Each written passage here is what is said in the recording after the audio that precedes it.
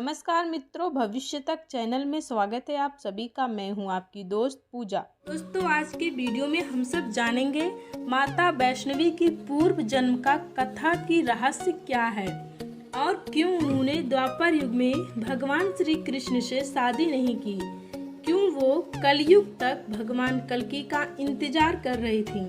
त्रेता युग में मनुष्य रूप में जन्मी माता वैष्णवी सतयुग में कौन सी देवी थी और त्रेता युग में क्यों भगवान श्री राम ने श्री कृष्ण की प्रतीक्षा करने के लिए नहीं कहा था। सबसे पहले दोस्तों, हमें सतयुग की कथा जानना होगा, तभी सभी प्रश्नों का उत्तर पता चलेगा। जैसा कि दोस्तों ये बात हम सभी को पता है कि वैकुंठ में भगवान विष्णु रहते हैं और शिवालय पर भगवान शिव रहते हैं और भगवान श्री कृष्ण वृंदावन में रहते हैं। आखिर क्या वजह था कि माता वैष्णवी लाखों साल तक कलयुग में जन्मे भगवान कल्कि का इंतजार एक गुफा में रहकर कर रही थीं? क्यों उन्होंने द्वापर युग में जन्मे श्री कृष्ण से शादी नहीं की? क्यों भगवान राम ने उन्हें एक युग छोड़कर दूसरे युग तक प्रतीक्षा करने को कहा? आइए जानते हैं कल्कि पुराण में इसके बारे में क्या रहस्य है। कल्कि पुराण के मुताबिक वैष्णवी देवी माँ लक्ष्मी का रूप है, जो भगवान विष्णु की धर्म पत्नी थी। जब सतयुग आया था तब उसके प्रारंभ में ही श्रीमद् भागवत गीता के अनुसार वैकुंठ लोक में भगवान विष्णु की 3 पत्नियां थीं, लक्ष्मी, सरस्वती और गंगा। तीनों ही भगवान विष्णु के साथ ही रहती थीं। दोस्तों, आप सभी के मन में यह सवाल आ रहा होगा कि माँ सरस्वती तो भगवान ब्रह्मा जी की पत्नी है, तो वह भगवान विष्णु की पत्नी कैसे हुई? दोस्तों, जो भगवान विष्णु की पत्नी सरस्वती हैं वो दूसरी हैं और भगवान ब्रह्मा की जो सरस्वती हैं वो दूसरी हैं। एक दिन माता लक्ष्मी और माता सरस्वती ने देखा कि भगवान विष्णु और माता गंगा एक दूसरे को प्रेम भरी नजरों से देख रहे हैं।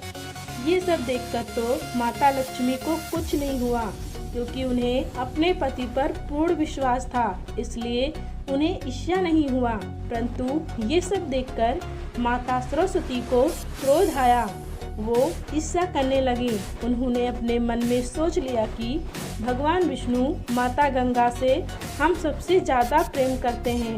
ईर्ष्या से क्रोधित होकर माता सरस्वती ने गंगा माता को श्राप दिया और कहा, तुम नारायण से दूर रहकर धरती पर जन्म लेकर सारे कष्टों को झेलोगी। माता सरस्वती की श्राप के कारण माता गंगा हिमालय की पुत्री के रूप में धरती पर जन्म लेकर आज तक बह रही हैं। जब माता लक्ष्मी ने माता सरस्वती को समझाने की कोशिश की तो माता सरस्वती ने माता लक्ष्मी को भी श्राप दिया और कहा कि तुम भी धरती पर एक शांत पौधा तुलसी के रूप में अवतार लोगी। ये बात सुनकर माता गंगा को भी क्रोध आ गया और उन्होंने भी माता सरस्वती को श्राप देते हुए कहा कि तुम भी गंगा के साथ धरती पर अवतार लोगी और जब तक गंगा धरती पर रहेगी तब तक तुम्हें भी रहना होगा।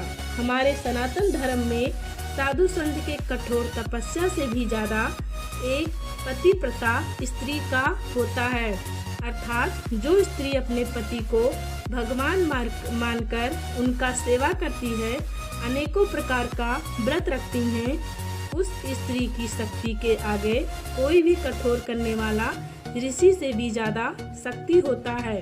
वो स्त्री एक ऋषि के श्रापों को भी व्यर्थ कर सकती है।